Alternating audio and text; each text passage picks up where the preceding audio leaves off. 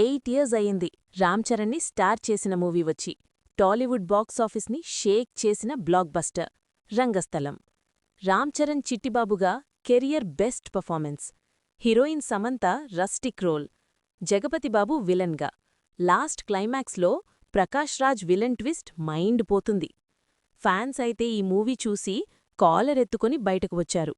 ఇంకా విలేజ్ బ్యాక్డ్రాప్లో వచ్చే ఆ సీన్స్, బ్రదర్ ఎమోషన్స్, ప్రీ క్లైమాక్స్లో వచ్చే బ్రదర్ డెత్ సీన్ సినిమాని నెక్స్ట్ లెవెల్కి తీసుకొని వెళ్లాయి.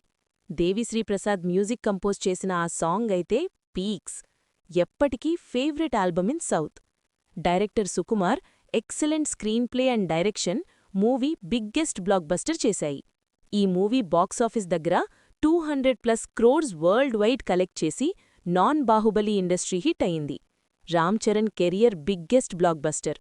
8 ఇయర్స్ అయినా Rangasthalam mania still continues. Chittibabu forever iconic role in TFI. ఈ వీడియో నచ్చితే లైక్ చేసి ఇలాంటి అప్డేట్స్ కోసం ఈ ఛానల్ని సబ్స్క్రైబ్ చేసి మాకు సపోర్ట్ చేయండి.